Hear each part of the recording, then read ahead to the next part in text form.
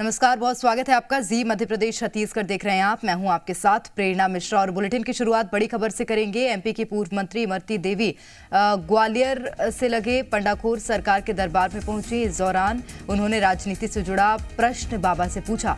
इमरती देवी ने ये जानने की कोशिश की कि उन्हें चुनाव में किसने हरवाया था, जिसका पंडाखर सरकार ने जवाब देते हुए बताया कि आपकी ही पार्टी के व्यक्ति ने आपको चुनाव में हरवाया है, लेकिन वो नाम का खुलासा नहीं करेंगे। इसके अलावा बाबा ने कहा कि बीजेपी और कांग्रेस दोनों ही पार्टी आपकी हैं, इसलिए हारने के बाद भी अध्यक्ष और उपाध्यक्ष आपने अपने बनाए।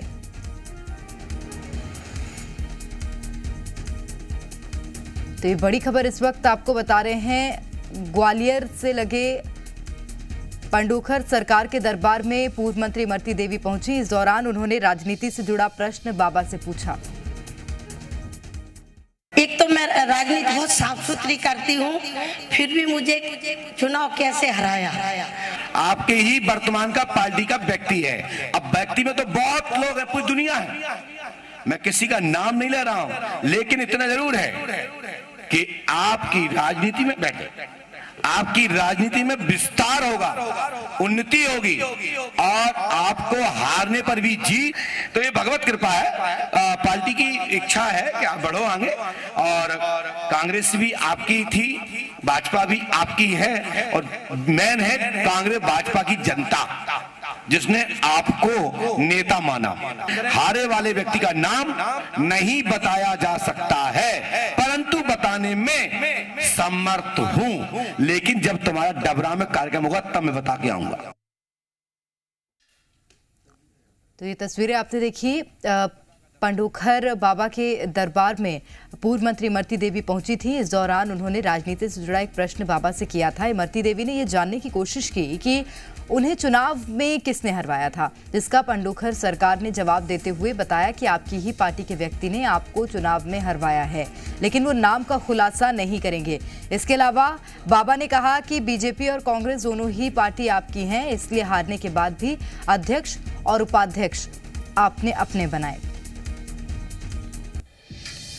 तो ये खबर आपको ग्वालियर से बता रहे हैं, जहां पर मध्य प्रदेश की पूर्व कैबिनेट मंत्री इमरती देवी ग्वालियर में लगे पंडोखर सरकार के दरबार पहुंची थीं और इस दौरान उन्होंने राजनीति से जुड़ा प्रश्न बाबा से किया है। इमरती देवी ने ये जानने की कोशिश की कि उन्हें चुनाव में किसने हरवाया।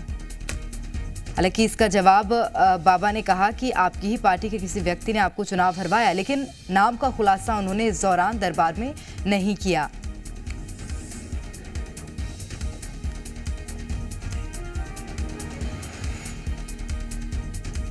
तो नाम का खुलासा उन्होंने कहा कि वे नहीं करेंगे। इसके अलावा बाबा ने कहा कि बीजेपी और कांग्रेस दोनों ही पार्टी आपकी हैं, इसलिए हारने के बाद भी अध्यक्ष और उपाध्यक्ष आपने अपने बनाए हैं।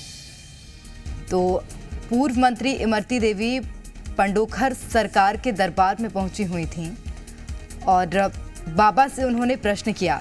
बाबा पर बहुत आस्था है लोगों की और इसी तारतम्य में पूर्व मंत्री इमरती देवी भी वहां पर पहुंची हुई थी और उन्होंने राजनीति से जुड़ा प्रश्न बाबा से किया।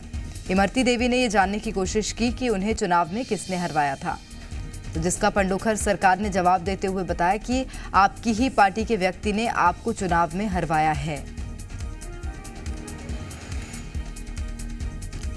तो उन्होंने कहा कि वे नाम का खुलासा नहीं करेंगे। इसके अलावा बाबा ने कहा कि बीजेपी और कांग्रेस दोनों ही पार्टी आपकी है, इसलिए हारने के बाद भी अध्यक्ष और उपाध्यक्ष आपने अपने बनाए हैं।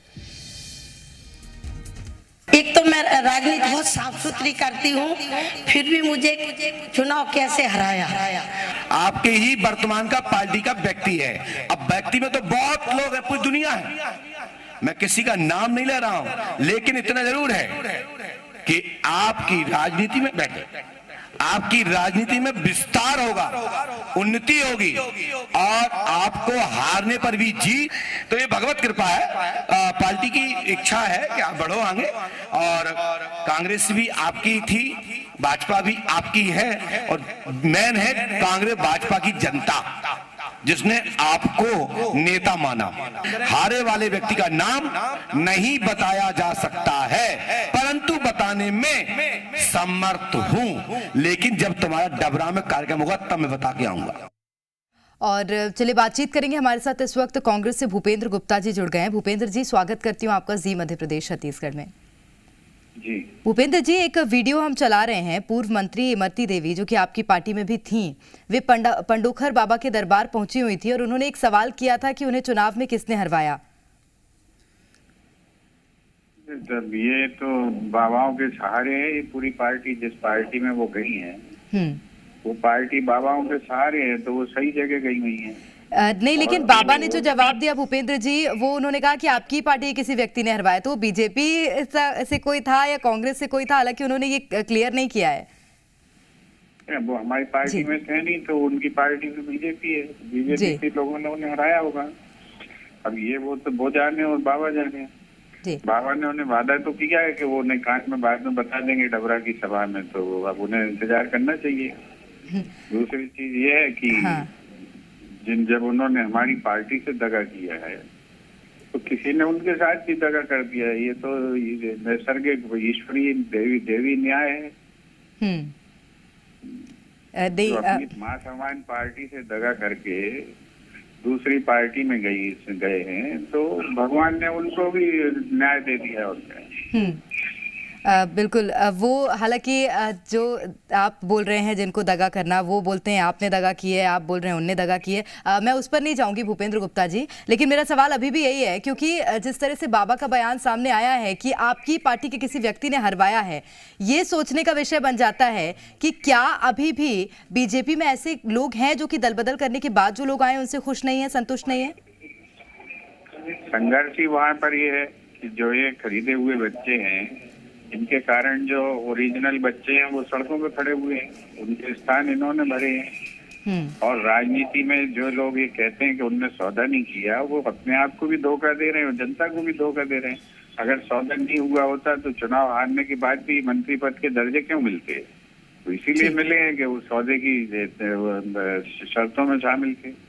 नहीं, चुनाव हारने के बाद नहीं मिला है भूपेंद्र गुप्ता जी। चुनाव हारने के बाद उनका मंत्री पद का जो दर्जा था वो वापस ले लिया गया। फिलहाल आपका बहुत शुक्रिया तमाम बातचीत के लिए। और आगे बढ़ते हैं।